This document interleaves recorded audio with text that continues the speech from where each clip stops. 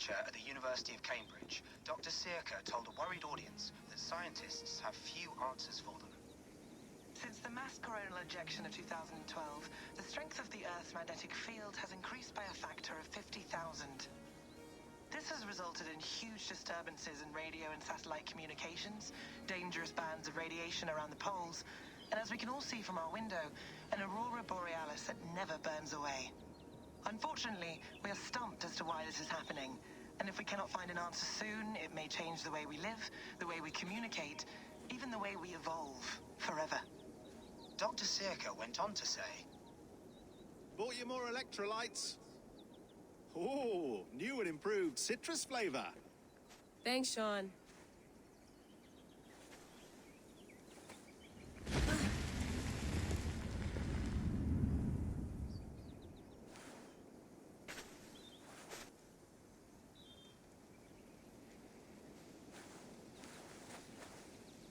How do we fix this? How are you the key to everything?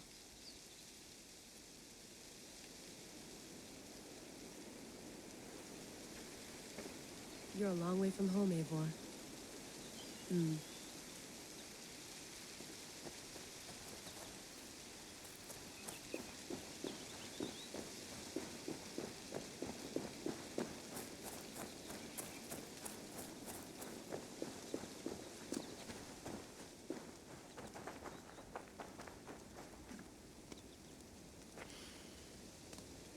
I should do this more often. Relaxing.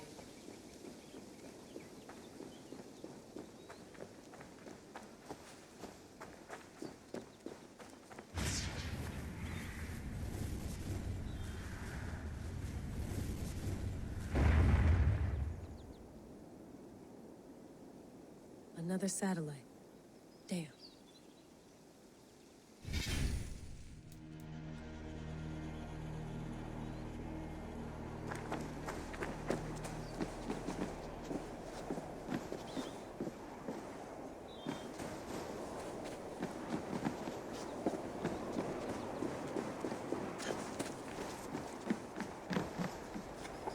Would love to play around, but I have bigger things on my mind.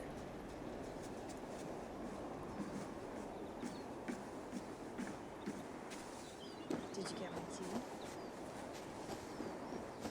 Some quality stuff here.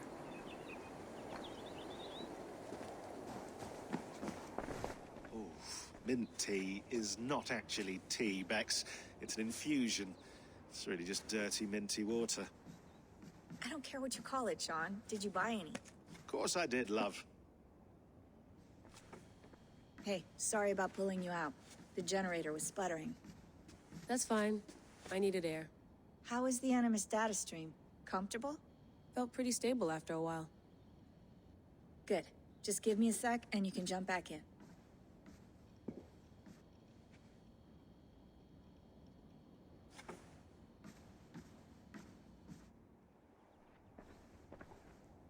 Another satellite came down. Did you see? I did. One of Abstergo's. That's good. Well, most of North America just lost its GPS service, so depends what you mean by good, really.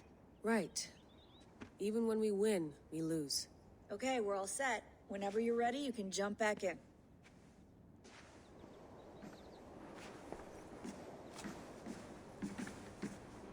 Please enjoy your stay. Remember, all the garbage must be packed out, and please water the plants once a day.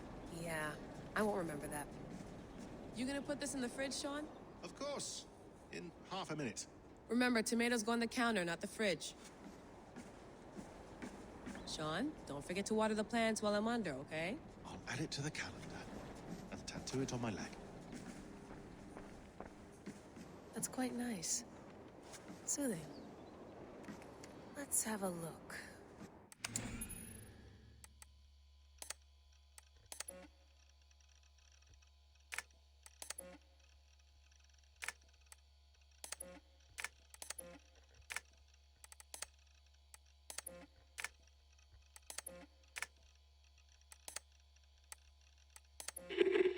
I lived, I died, and now I sleep.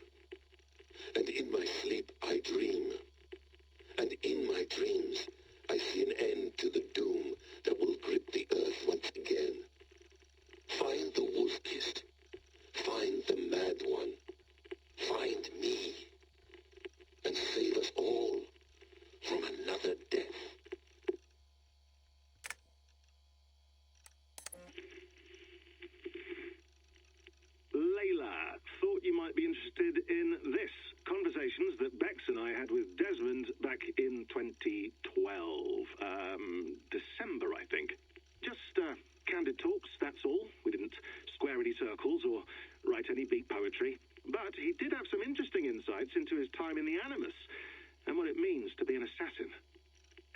have a listen. You might find you and he had similar experiences, so, well, let me know what you think. Unless it's to tell me I sound like a total brat in these recordings. If that's the case, just say nothing. I mean, I did have a slight cold at the time I recorded these. That's probably why I sound odd. Anyway, okay, I'm done anyway, so turn off. Turn off. Oh, it's actually just a button. Sorry, here we go.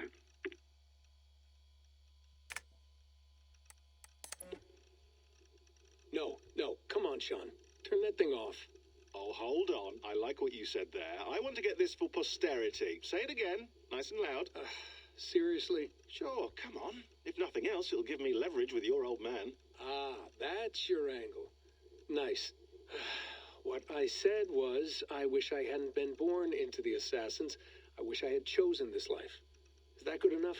Sure, but why is that? Because choice is the central idea of our creed. It underpins everything, right? It's about free will. It's about seeing the evidence before you and saying, yes, this is what I want. Or, no, this isn't for me. But when you're born into a group like this, or any other, like I was, you get mixed signals. You get told over and over again, this is what we believe. These are the rules. This is reality. No deviation. And if you question it, oh, they look at you like you killed a puppy. That's hardly free will. It's a weird irony when free will is your central belief, but nobody wants you to believe otherwise. I don't know how to say it exactly, but I always thought there was something self-destructive about our creed. If free will is the most important moral guidepost we have, we should be free to ignore it.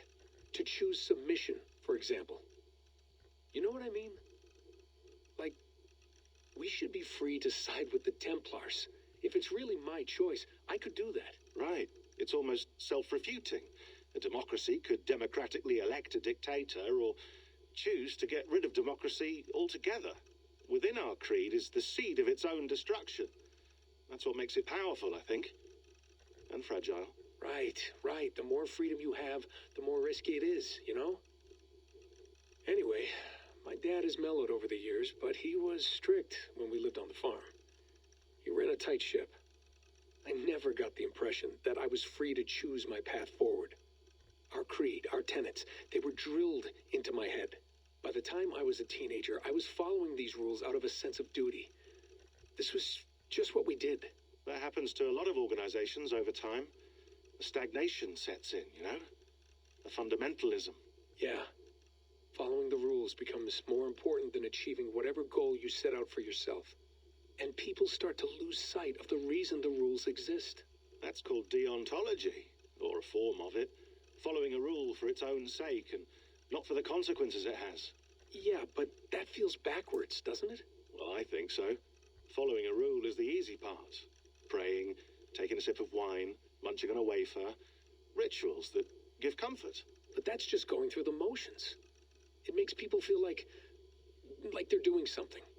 When the hard work is, well, actually getting off your ass and doing something productive.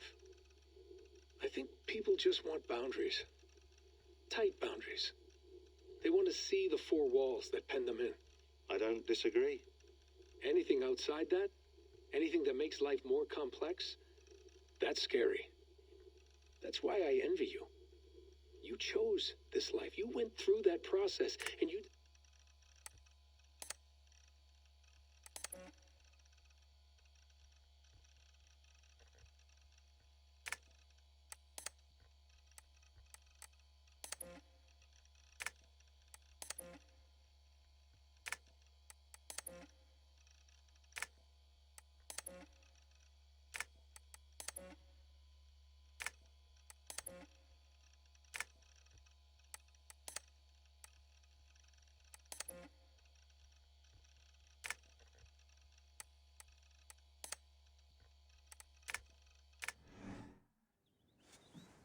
I went through hell to bring you here. It had better be worth it.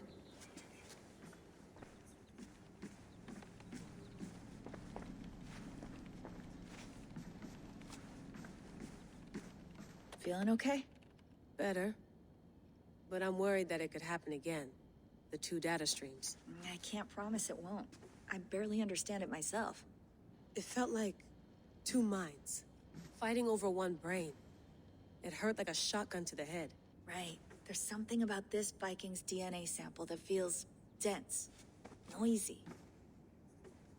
Could it be the staff? Interfering somehow? How do you mean? My headaches, my temper. They started the day I got that thing. I hope you're not making excuses for, your friend. Jesus, no. I'm not. Sorry. Just take it easy. And if you feel yourself slipping again, let us know. I'm trying. I really am.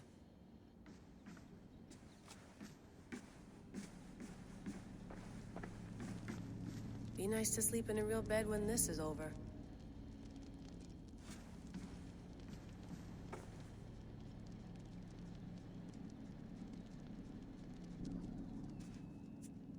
All right, time to go. Norway to England takes about a week by long ship, so I'll scrub ahead.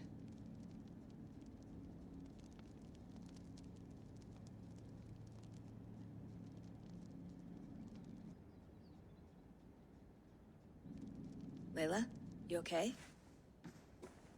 Sorry. Can you play the message again? We have the transcript. If you're looking for something, I can No, go and... I want to hear it. Okay. I don't mean to be cryptic. It's just... that message led us here. To this place. To a Norse grave in North America. So those bones out there are the only lead we have. Our only chance at fixing this planet before it's too late. Here it is. I lived, I died, and now I sleep. And in my sleep I dream. And in my dreams I see an end to the doom that will grip the earth once again. Find the wolf-kissed. Find the mad one. Find me. And save us all from another death. Unsettling, that is. That pulse in the message. Are you sure it's just coordinates? Nothing else? Nothing I can find. Okay, I'm ready. Here we go.